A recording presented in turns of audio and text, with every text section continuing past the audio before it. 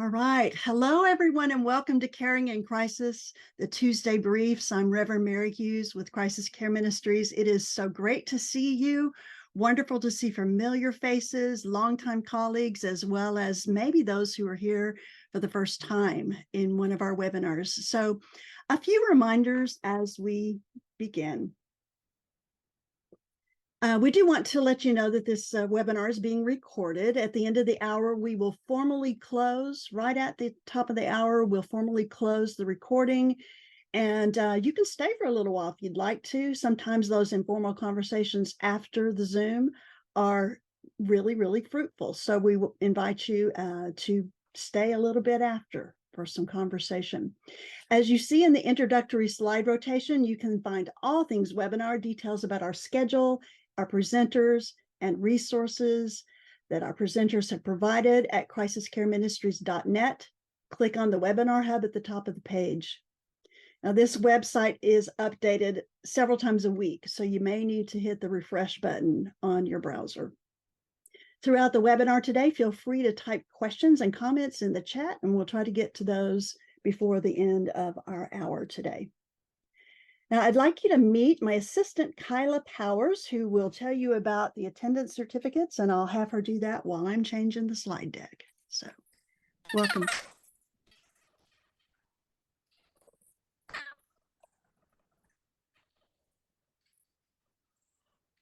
Can't hear you, Kyla. We cannot hear you.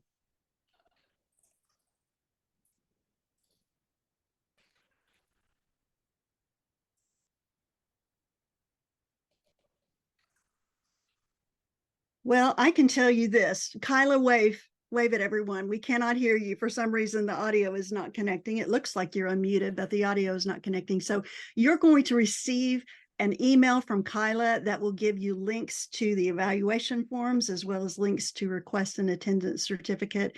And Kyla's information has also been sent to you, I think, in some of the other confirmations that you have. So we're so glad. I tell you what, it is just wonderful to have this amazing assistant. And we're really appreciative of Oklahoma Conference of the United Methodist Church for providing Kyla to be here with us. So thank you so much for that. Kyla, sorry about that audio there. Is it working now? We can hear you now. Okay, Say great. hello. Fantastic. Hello. Thank you. Yes, so essentially to receive a certificate of completion for this session, you'll need to fill out a request form, which I will send the link to that form to you in an email along with the evaluation form link. And you should receive it within the coming week. And when you get that email, go ahead and fill out and submit the form. And if you have any questions about that process, feel free to email me at kpowers@okumc.org. And I'll put my info in the chat so that you can see it. Thank you so much, Kyla. No problem. All right. Well, we are so glad that you are here. We want to welcome you again. And I'm going to introduce you to the Trauma Informed Faith Communities Project today. We officially launched this summer, and this initial part of the project is for 2 years. It is actually a 30-year project. How many times have I said that to those of you that I've visited with many times? It feels like a 30-year project, but we'll launch it in the first couple of years. We want to also be especially thankful to our funders for the larger Trauma Informed Faith Communities Project. So thankful for their generous support.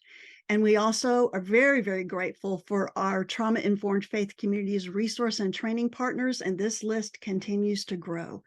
So we're very, very grateful for all of you who are participating in this as well. And we welcome you. So as we were building this project, I wish each of you could have been a part of the amazing conversations over the past few months with partners who shared their wisdom and their resources. And two of those amazing partners are Lutheran Disaster Response and the Oklahoma Conference of the United Methodist Church. I want to first invite Reverend Maren Olson to introduce herself and say a word about why she's supporting this project. Maren? Apparently you just ordained me, Mary. In fact, I am not clergy. I am a strong believer in the vocation of the laity as well. But thank you so much. My name is Maren Olson. It is my privilege to serve as the director for Lutheran Disaster Response with the Evangelical Lutheran Church in America. And this project is near and dear to my heart because I think, and I know, unfortunately, far too often the church has been a source of trauma for individuals and communities rather than a place of safety and healing. And so part of how we move toward becoming trauma informed is reckoning with that and being honest about our warts, of being honest about the places where we have caused harm as the church, but also to really sit in the yuck with folks and to think about what has worked well, where are the places where we have seen growth, where we have seen God in the people we encounter. And I am just thrilled to be able to partner with Mary and everyone with the Crisis Care Ministries team to support this work, because part of how we honor God in everyone in front of us is by having that trauma-informed approach and saying, I hope the Jesus in you can see the Jesus in me in how we encounter one another. So I'm so excited and grateful to have the opportunity for LDR to support the Trauma Informed Faith Community's efforts and this series of webinars, and the broader project as well. And thank you for the invitation and for the opportunity to say, yes, we want to put our name on this. This is important. Blessings to all of you. Thank you for your interest in this topic. Thank you for caring and showing up. And thank you for being part of the conversation. I look forward to the shared learning. Thanks, Mary. Thank you so much. And now I want to invite Derek Belays from Oklahoma Conference of the United Methodist Church to say a word of welcome as well. Thank you, Mary. I think that Maren said well exactly the reason why the Oklahoma Conference of the United Methodist Church wanted to participate in this project. And Mary and I and others in the Oklahoma Conference have been working together really since COVID, and the webinars that we began during COVID and the opportunity that we had to launch into some of this by offering online QPR training for suicide prevention and response. And it's really morphed through the time period, as especially for those of us who are on the call are in the United Methodist Church. We've had our own amount of trauma, not only trauma that we've been a part of, but are experiencing together, collective trauma. But more importantly, in my conversations with Mary and our disaster response folks, is the recognition that disasters in communities are not just natural disasters, that there are many other disasters that we have the opportunity to respond to and that the faith community can speak into.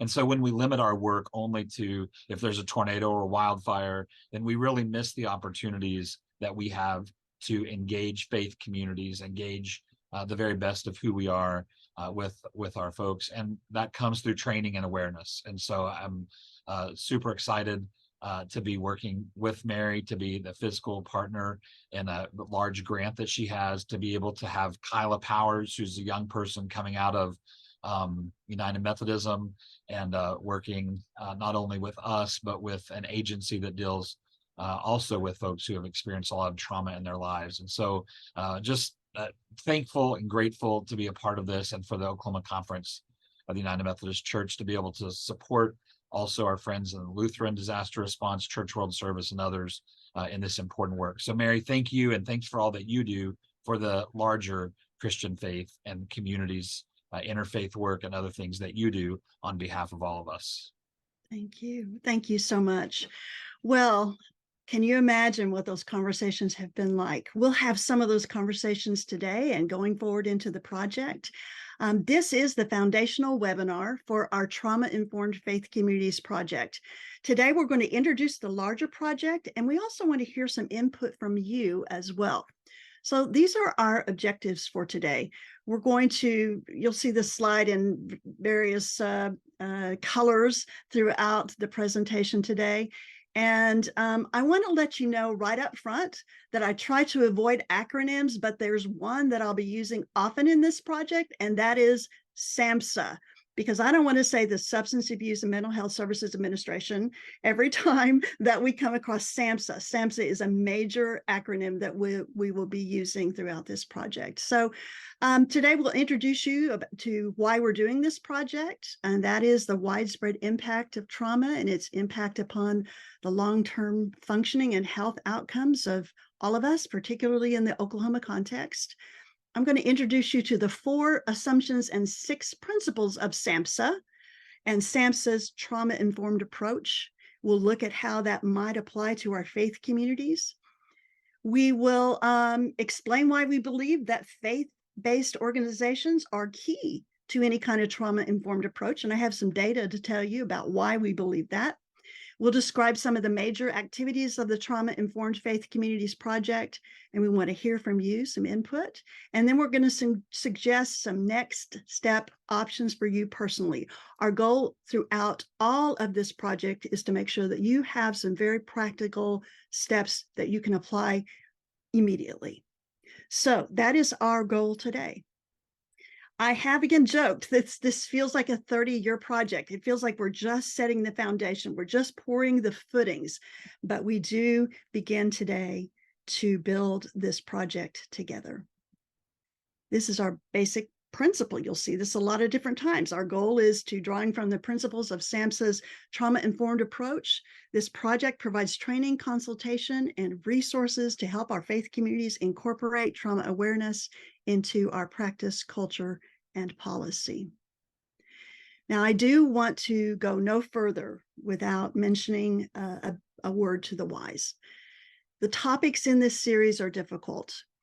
While we sometimes attend these kinds of trainings to try to learn how to help others more effectively, we are also affected. Everyone here has survived a global pandemic.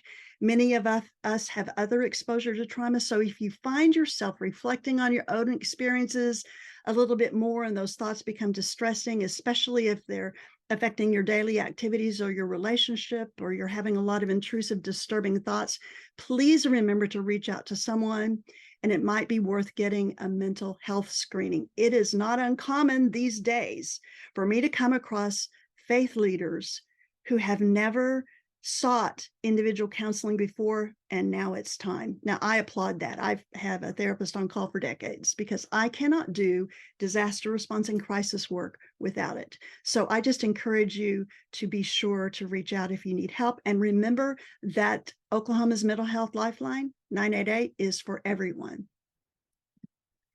All right, let's talk about the impact of trauma. Now, I wouldn't even characterize this section as Trauma 101 because there is so much to learn about trauma, but I do want to take a few minutes to highlight a few points about why addressing trauma is so important for us to consider. We are fearfully, wonderfully made human beings. You all right now have neurotransmitters that are firing. We know that you have, each of us, billions of nerve cells in your body that are working right now. We know of at least 100 neurotransmitters that are working right now, and there are probably more. We've known for decades now that there's a direct connection between stress and physical health. And what we are learning more and more is that trauma changes our system of neurotransmitters. It changes us physically. We're learning more about how the brain impacts not only our physical health, but the ways that we react in various circumstances based upon our past experiences, particularly with trauma. And we're going to learn more and more over the next 100 years. And so in my very strong view, faith leaders need to be ready to respond. Here's the bottom line. Trauma impacts health outcomes and functioning in individuals, families, and organizations. I know I'm preaching to the choir, but that is our foundational assumption. Now, I want to take a minute to define the word trauma. In the context of emotional trauma, we find some differences in the available material. I just want to highlight some of those, and I want to start with the big leagues. Okay, the big book is the American Psychiatric Association's Diagnostic and Statistical Manual of Mental Disorders, the 5th edition. DSM-5. There's another acronym that I'll use instead of saying all that again. The APA's DSM-5 is the book that is used for diagnostic codes for insurance. Now, these are the criteria for PTSD. So notice how strongly they define what trauma is. They're talking about actual or threatened exposure to death, serious injury, sexual violence, and then they list how that can be in a number of ways. Directly experiencing it, witnessing it in person, learning about it among a close family member, or experiencing repeated exposure to really traumatic information, and they list who that would be there as well: first responders, police officers, and there's some other criteria related to PTSD, and not everyone who experiences a trauma will develop PTSD, but it is important for us to know, sometimes we talk about this as big T trauma. So big T trauma. SAMHSA is a little broader in their definition of trauma. They talk about the 3 E's of traumatic events. Individual trauma results from an event, a series of events, or a set of circumstances that an individual experiences as physically or emotionally harmful or life-threatening, and that may have adverse, lasting effects on the individual's functioning and mental, physical, social, emotional, or spiritual well-being. It's a little bit broader, but even in SAMHSA's defining of the traumatic events in some of their other material, they're still talking about single incident or long-term chronic patterns of some pretty significant experiences: physical, sexual, emotional abuse, living with a family member with physical or mental health conditions, or substance use disorders. Think about how many folks in your communities, faith communities, have experienced these: domestic violence or sexual assault, chronic poverty, racism, discrimination, or oppression. A lot of that going on.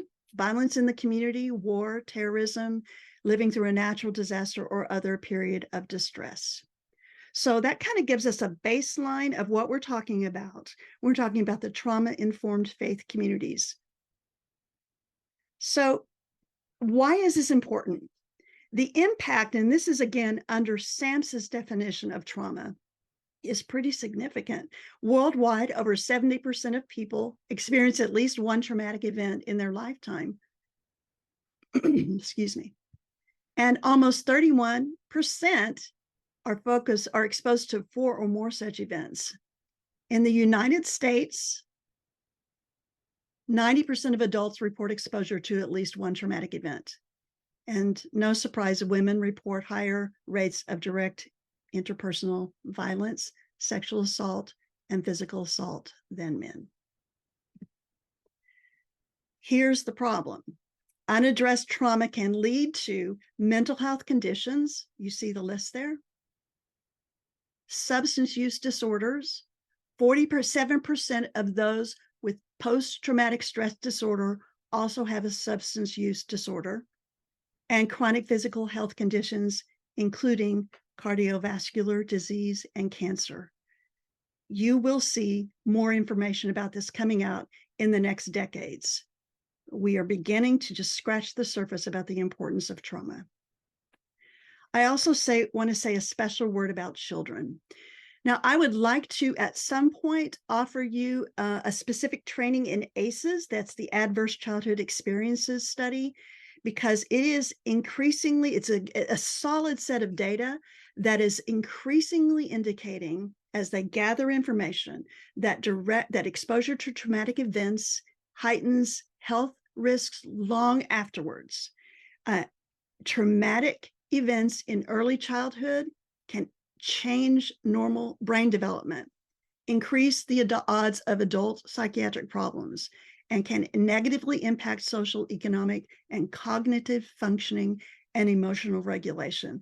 This is nothing to mess around with, folks. So I hope to specifically talk to you about ACEs at some point, but today just know that that is an important part of our body of evidence about the importance of trauma. So, bad news, trauma is widespread, harmful, harmful, and costly public health problem, and it occurs as a result of violence, abuse, neglect, loss, disaster, war, and other emotionally harmful experiences. Now, I don't want to be totally negative in this section. I also want to mention a concept called post-traumatic growth. And post-traumatic growth is the potential positive psychological change in individuals that may occur after experiencing a trauma.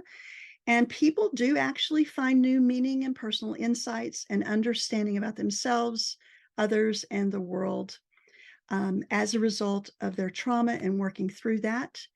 We see post-traumatic growth often in this graphic that some of you may have seen in other trainings I've presented. Many of you have seen it in other contexts as well. This is the Zunen-Myers graphic describing the trajectory of emotions following a disaster. And many times people who work through those emotions actually come out stronger and with new adaptive skills. That's part of what we do, part of the word of hope that we offer, I want to say, as faith communities, if we are addressing the trauma in our presence. So for more information, obviously this is a very, very quick review. I'm going to give you some practical tips and resources. You can find more information if you go to the webinar hub and you click on the webinar resources from today. You'll see other links to other resources, including a description of, if you really want to dig into the definition of trauma and what that means, there's a PDF there. You'll also find some practical resources, links to tips for survivors of a traumatic or other event, a disaster event. And you may also find links to these resources, and there's a QR code if you want to go there right now. So we're going to give you those practical tools related to the problem of trauma. In Oklahoma, that's the broad picture, but in Oklahoma, I want to talk about why trauma is so especially significant here. Here's the challenge in Oklahoma. In the past 10 years, we've had just a few months without an active disaster long-term recovery group in Oklahoma. I think there are 6 right now running. Several that are currently on standby, but there are several that are very active related to recent disasters. So we are always building the airplane while we're flying it. We're almost always building our response to traumatic events while we're responding to some other trauma. In Oklahoma, we know we have high poverty rates, a lack of affordable housing, food insecurity, cultural and religious institutional instability. Whew.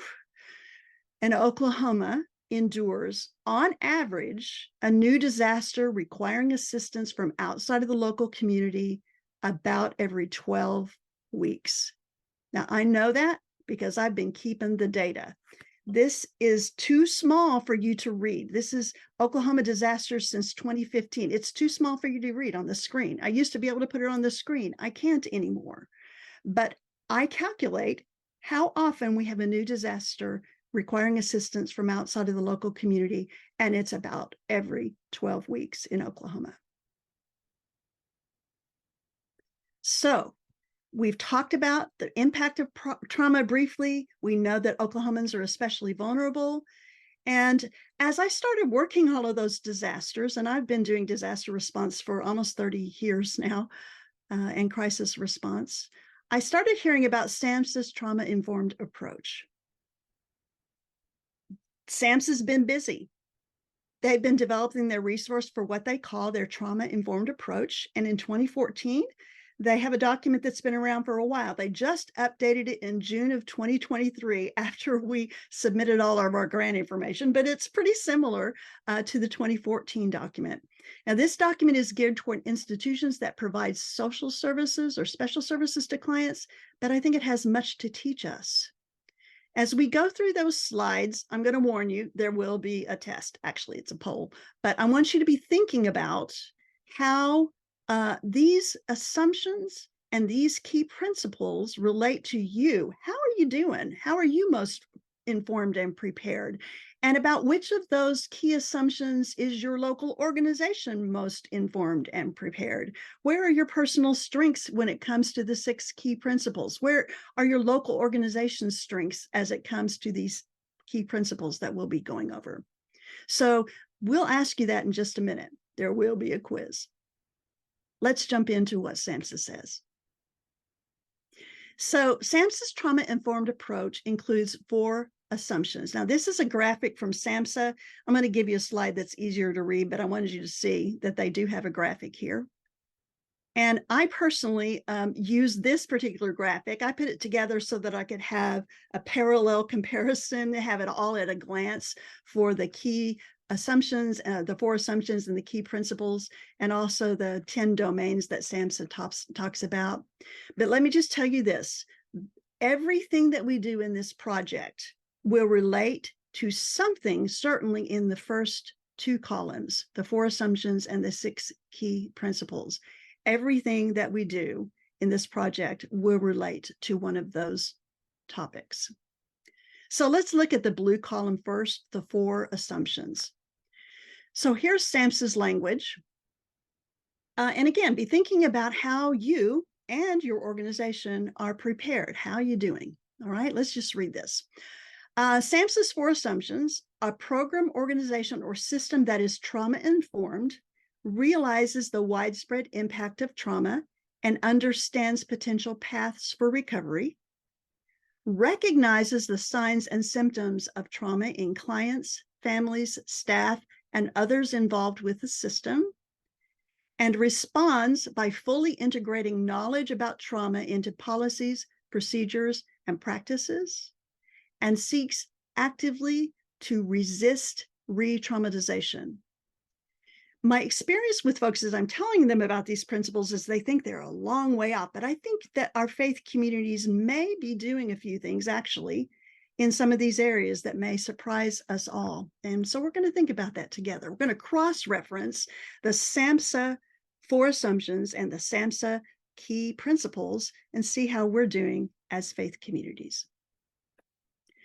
The second list that SAMHSA has here, and again, let me just jump forward. It's those 6 key principles, but this is the SAMHSA graphic. A program that is trauma-informed also focuses upon 6 principles: safety in physical settings and interpersonal interactions. How are we doing within our faith communities? Trustworthiness and transparency.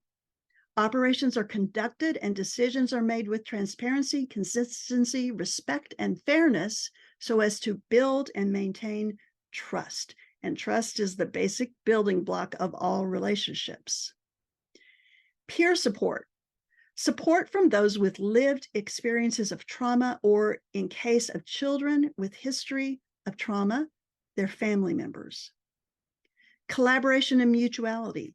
Partnering, leveling the power indifferences between and among staff, and they say clients because, again, their context, but I would say our faith community members and those within the community. Empowerment, individual strengths and experiences are recognized and built upon. Cultural, historical, and gender issues. The organization moves beyond the cultural stereotypes and biases, and we're actively working in that. So think how we're doing as faith communities. Here again is the graphic at a glance that I use. And these are the questions that we'll ask you in just a little bit about which of the 4 key assumptions you are trauma-informed, and your organization, how are you doing? And the 6 key principles, your personal strengths and your organization's strengths. Okay? Hopefully that gets you thinking about how you are a trauma-informed faith community. So why faith communities?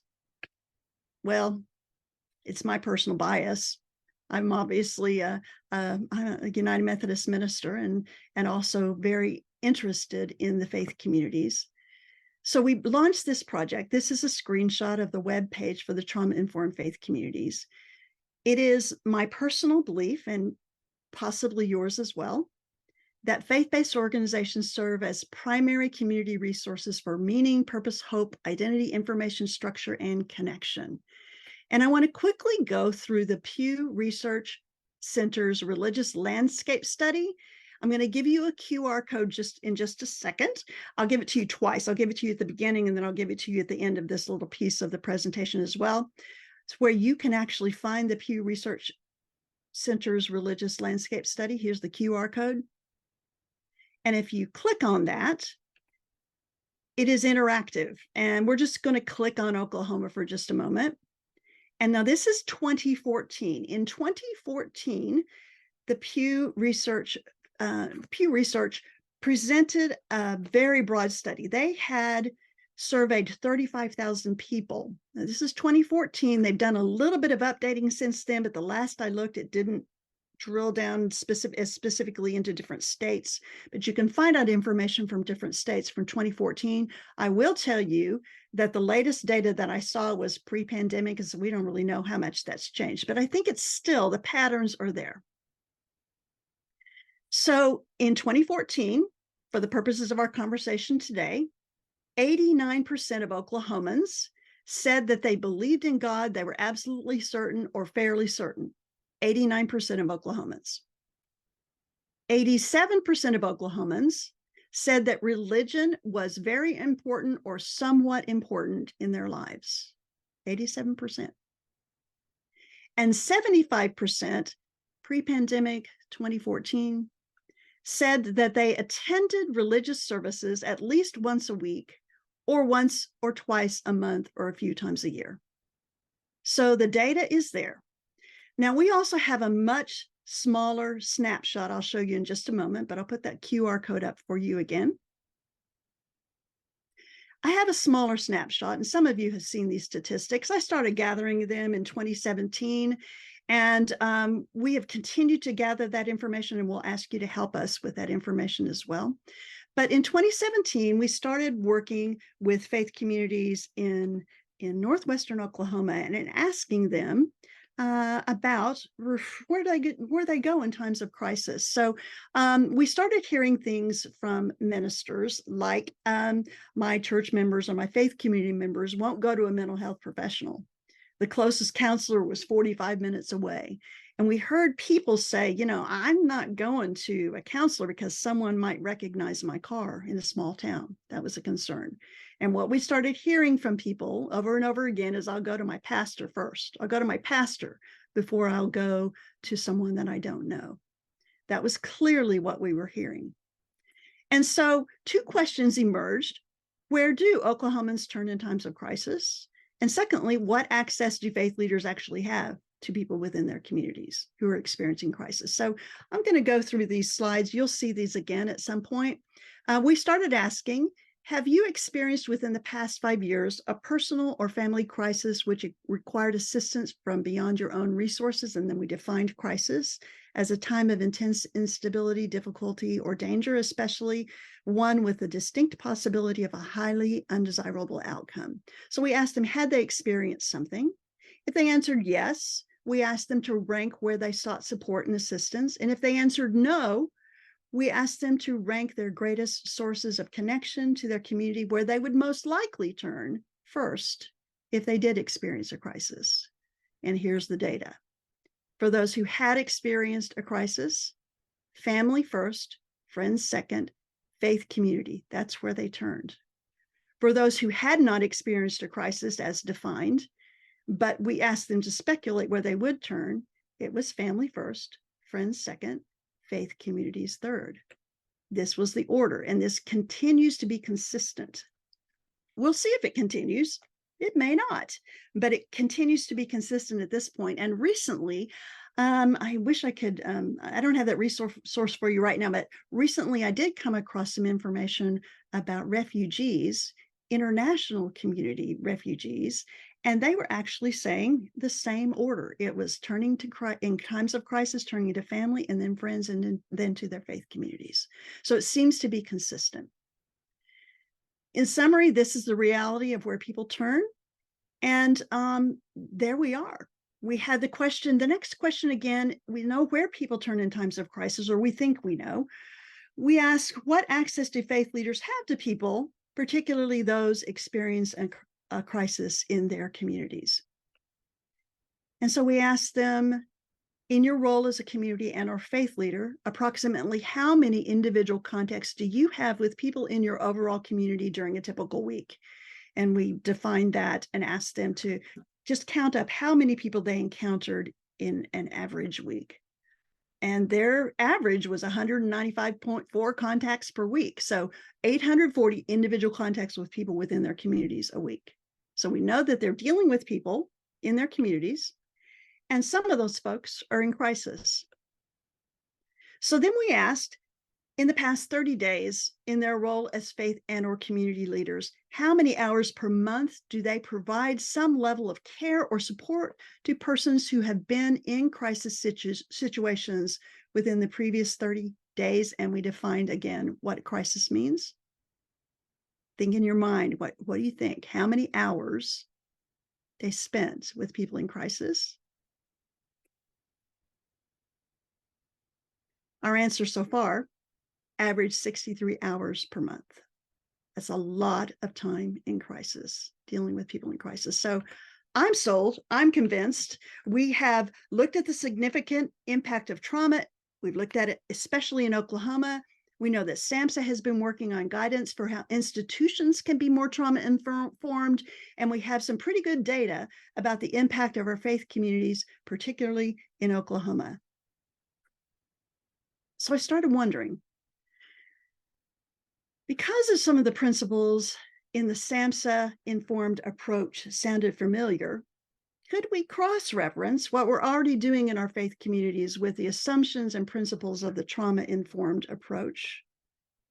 What have we already intuitively been doing that SAMHSA is saying are key benchmarks in a trauma-informed approach? And how could the SAMHSA trauma-informed approach assumptions and principles help faith-based organizations serve our communities better?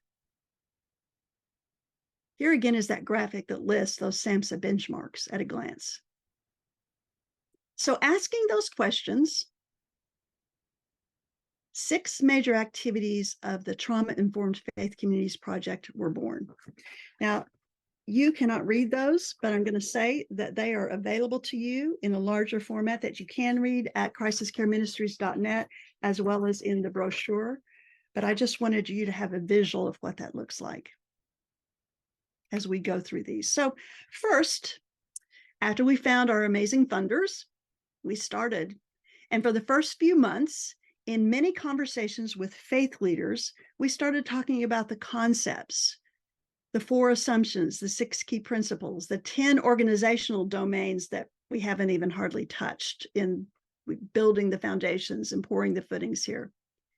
And we started working on the benchmarks that included intentional consultation with leaders representing marginalized communities. So we're having those conversations as well. And in those first few months, we also started asking, so what are our strengths? What are our greatest challenges? Where would we most effectively approach these benchmarks first? And what I kept hearing over and over again in those consultations is that our faith communities need some very basic information about trauma, how to work with someone who needs additional support. I have a hunch that there are probably some strengths that we haven't yet recognized as strengths, things that we do. But I saw some of those strengths in the SAMHSA recommended agency self-assessment document. So you have that. I'm not going to go through it too much, but I do want to just hold it up here just a minute. This is also available at crisiscareministries.net, the webinar hub, the resources for today. There is a 100-question agency self-assessment. You can actually pick that up and see and adapt that with your congregation if you'd like to, with your faith community. I just want to read a couple of things here. Some things that I think we might be doing okay on. For example, if you start talking about establishing a safe physical environment, agency staff monitors who's coming in and out of the agency program or the agency. The environment outside the organization is well lit. You have good lighting. The common areas within the organization are well lit. The bathrooms are well lit. People can lock the bathroom doors. Just some of those basic safety things. The organization incorporates child-friendly decorations and materials. The organization provides a space for children to play. So some of these things you could actually strongly agree with in this assessment. There are some things as well. Well, one more I want to mention. Materials are posted about traumatic stress. For example, what it is, how it impacts people, and available trauma-specific resources. If you have posted 988, one of the 988 signs, the mental health crisis hotline, you are actually moving along in terms of the principles and the basic assumptions that we have for being a trauma-informed community.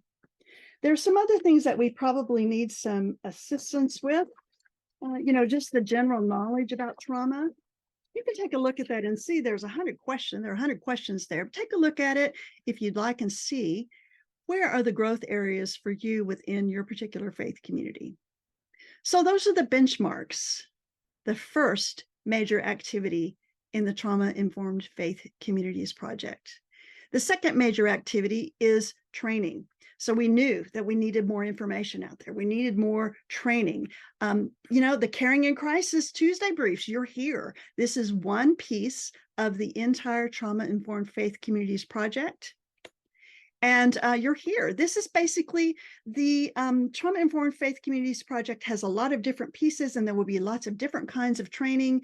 The Caring in Crisis Tuesday briefs is a smorgasbord kind of format. So you're getting a little bit of different pieces in just one quick hour. And you've seen the series fall 2023 series topics that we have. We're giving you a little bit here and there. Every single one of them touches one of the 4 assumptions or the 6 principles, but it's not necessarily in a comprehensive kind of format. This is your smorgasbord. Other themes are emerging, so much to the point in so many conversations that this is probably the next step. Focusing on the questions of contact through referral and beyond.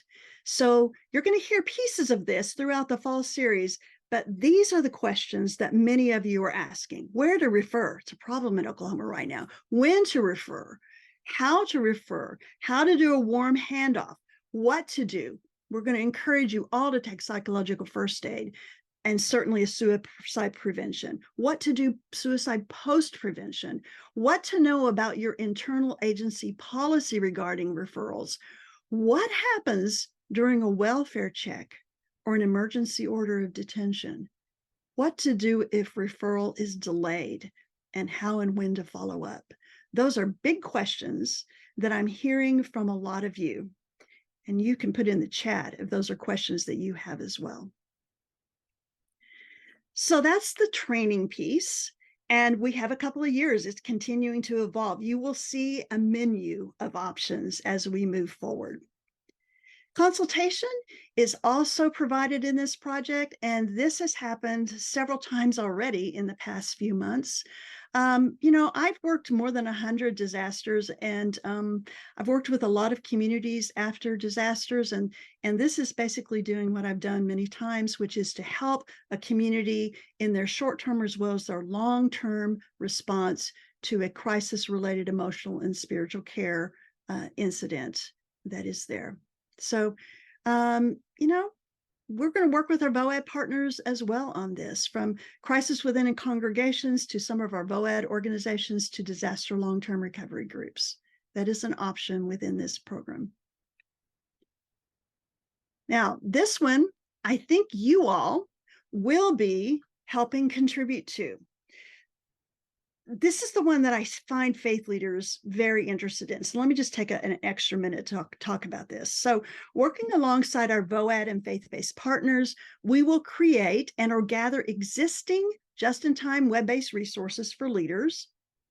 And I want you all to just think for a minute, the last time that you as a faith and community leader had to deal with a crisis and just needed someone to confirm what your next first step would be.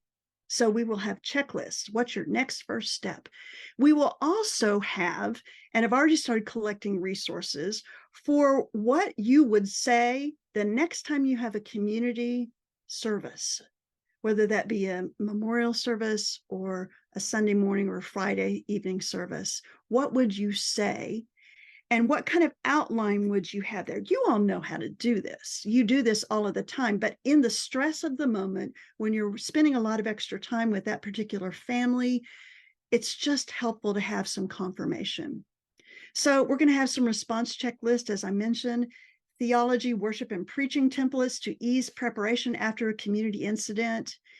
And we'll seek worship and preaching resources from a number of faith groups and denominations. So it won't just be Christian, it won't just be United Methodist or Lutheran, but we'll have that specific, and many of you have those resources, and we'll just be able to link to your larger resources that you have, other faith-specific resources, and crisis communication templates. We have a webinar coming up in a couple of weeks about crisis communication, and we already have the beginnings of some templates. What do you say? How do you communicate with the community after there has been an incident in your community?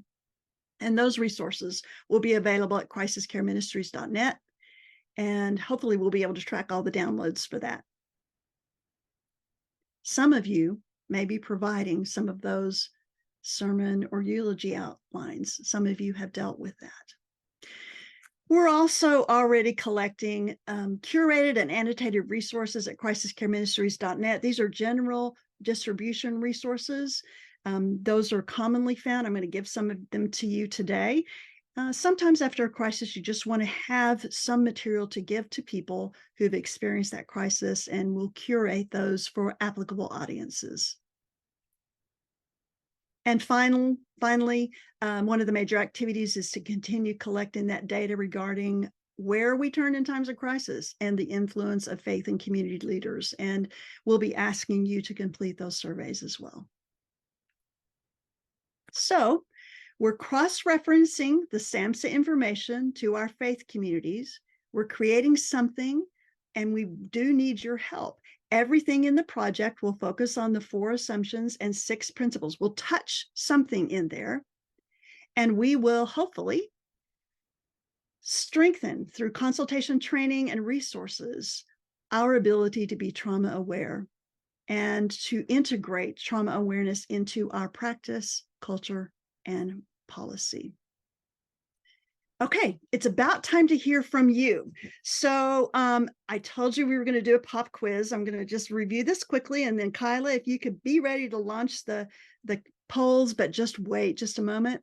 This again is at a glance, the summary graphic of how we're doing, our 4 assumptions, the 6 key principles, and again, the 10 domains that we won't talk about today. These are the questions we're going to ask you in just a moment. About which of the 4 key assumptions of a trauma-informed approach are you personally most informed and prepared? About which of the 4 key assumptions of the trauma-informed approach is your local organization most informed and prepared? We'll ask you about your personal strengths regarding the 6 principles and your local organization's strengths regarding the 6 principles. Here again are the 4 assumptions.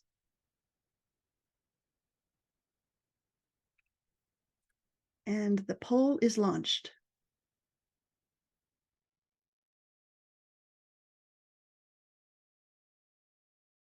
Thank you. Kyla, there's one more question. If we could launch the other question, and that is, in your work setting, which of SAMHSA's 4 assumptions and 6 principles do you believe needs the most attention over the next year? Whatever your work setting is, where should the priorities be?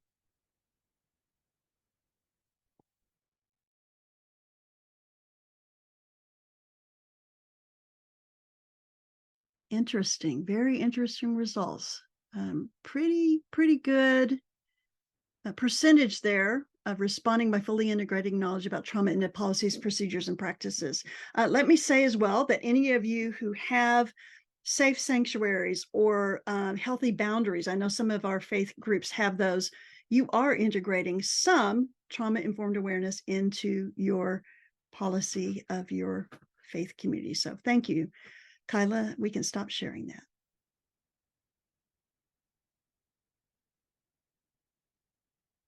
Okay. Close that out on my screen. All right.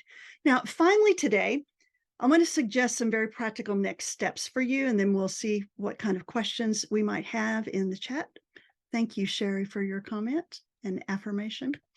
First things first, go to the Webinar Hub and look at the resources that are there. You're going to find there a link. If you have not yet taken psychological first aid, there's an online course from the National Child Traumatic Stress Network.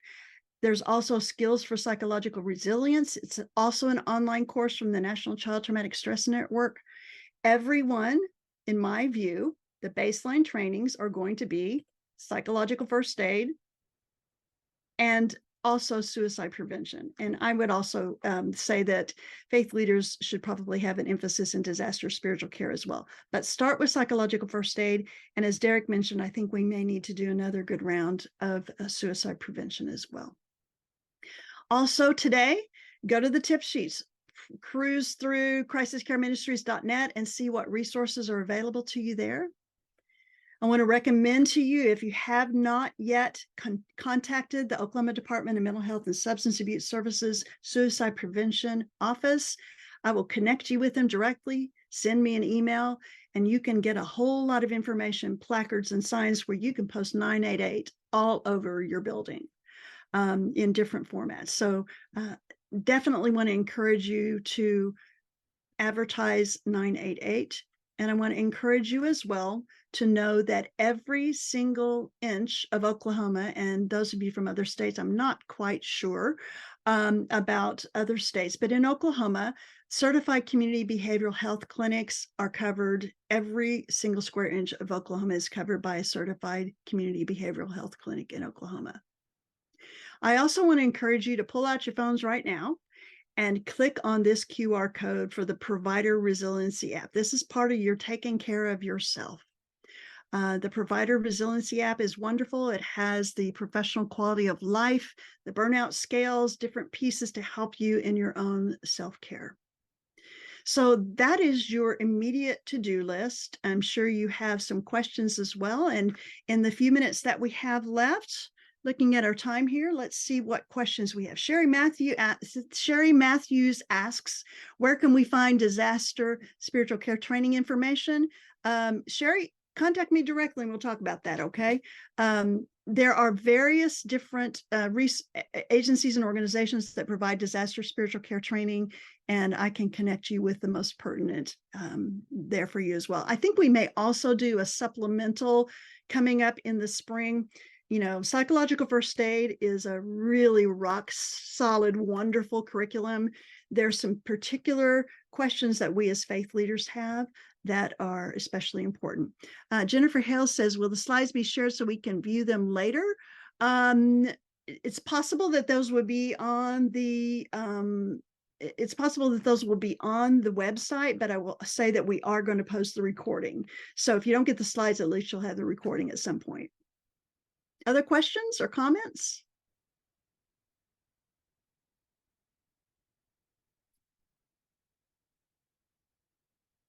All right. Well, we just have a couple of minutes, and let me just say thank you to you again for attending. I'll invite you. Oops, there's one more message here I see. There's a thank you. Thank you, Marin. I want to invite you to be back here again next week, October 10th at 10 a.m. as we welcome Karen Orsi from the Oklahoma Department of Mental Health and Substance Abuse Services and the Coalition on Mental Health and Aging to talk with us about older adult suicide. It's a difficult but very important topic, and I know you won't want to miss hearing from Karen Orsi. So thank you again. I see one more question. If they exist, where are new church developments that prioritize trauma relief from the beginning? That's a very good question, Nancy.